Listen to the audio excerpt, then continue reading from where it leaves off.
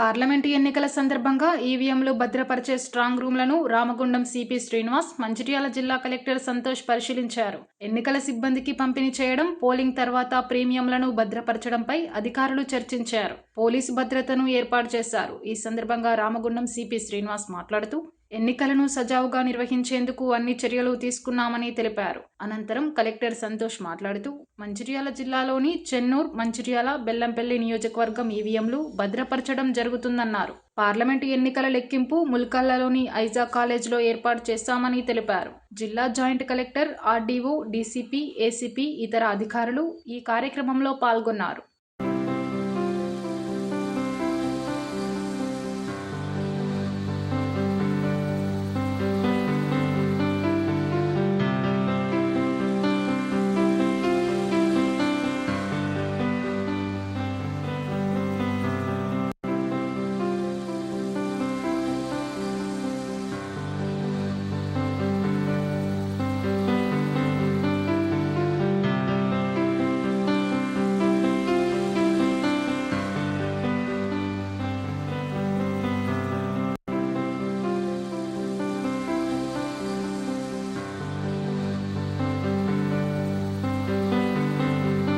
అందరికీ నమస్కారం.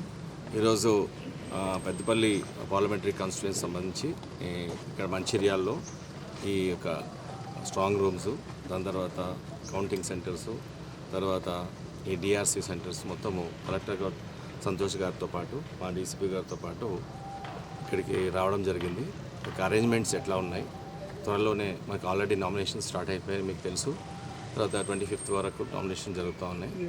దీనికి సంబంధించి ఈ యొక్క అరేంజ్మెంట్స్, తర్వాత ఈ యొక్క ఇన్ఫ్రాస్ట్రక్చర్ యొక్క డెవలప్మెంట్, తర్వాత అన్ని రకాలుగా బాగా మనం డిప్లాయ్మెంట్ చేసుకోవడానికి, ఫోర్స్ డిప్లాయ్మెంట్ చేసుకోవడానికి 3 layers ఆఫ్ ఫోర్స్ ఎట్లా చేస్తామని చూసుకోవడానికి ఫిజికల్గా ఇక్కడ రావడం జరిగింది.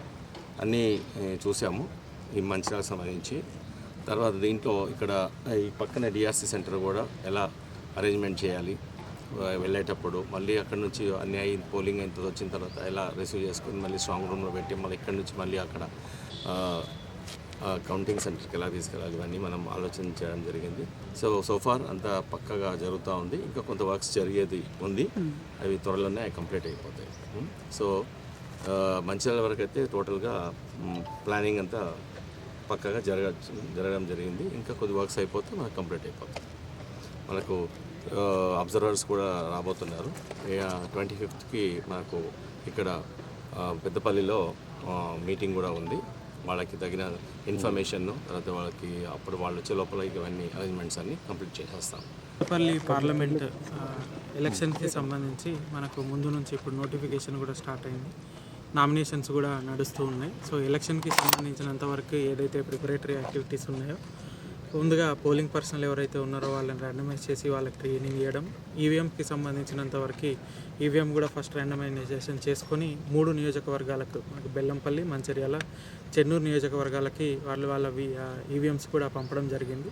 ఈరోజు గౌరవ సిపి గారితో నేను, అదేవిధంగా డీసీపీ గారు, ఆర్డీఓ గారు, జేసీ గారు అందరం కలిసేసి కూడా ఈ స్ట్రాంగ్ రూమ్స్, అదేవిధంగా కౌంటింగ్ సెంటర్లో మనం తీసుకోవాల్సిన జాగ్రత్తలు ఏమున్నాయి, ఇంకా కార్యక్రమాలు ఏమున్నాయి అనేది అన్నీ చెక్ చేయడం జరిగింది. అన్ని స్ట్రాంగ్ రూమ్స్లో మనం అన్ని రకాల జాగ్రత్తలు తీసుకోవడం జరిగింది. అక్కడ లాక్ బుక్స్ కావచ్చు, కెమెరాస్ కావచ్చు, సిఆర్పిఎఫ్ ఫోర్స్ డిప్లాయ్మెంట్ కావచ్చు, సో ఈ విధంగా అన్నీ చేసుకోవడం జరిగింది. అదే డిస్ట్రిబ్యూషన్ రిసెప్షన్ సెంటర్ కూడా ఇప్పుడు చెక్ చేయడం జరిగింది.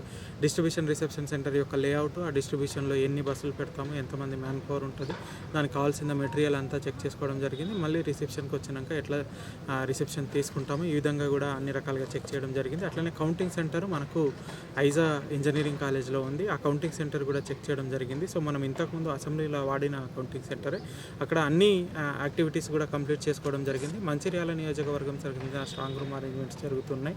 అది రేపు లోపు కంప్లీట్ అయిపోతాయి. సో కౌంటింగ్ సెంటర్కి కావాల్సిన అన్ని కార్యక్రమాలు కూడా కంప్లీట్ అయిపోతాయి. సో ఈ విధంగా మనము మ్యాన్ పవర్కి సంబంధించింది కావచ్చు, ఈవీఎంకి సంబంధించిన కావచ్చు, మిగతా ఇప్పుడు FST teams, SST teams, VST teams, expenditure monitoring, model code, ఇవి మనకి ఎంసీఎంసీ కమిటీ కూడా నడుస్తూ ఉంది. అట్లానే డిస్ట్రిక్ట్ లెవెల్లో డిస్ట్రిక్ట్ గ్రీవెన్స్ కమిటీ, ఇవన్నీ కూడా నడుస్తున్నాయి.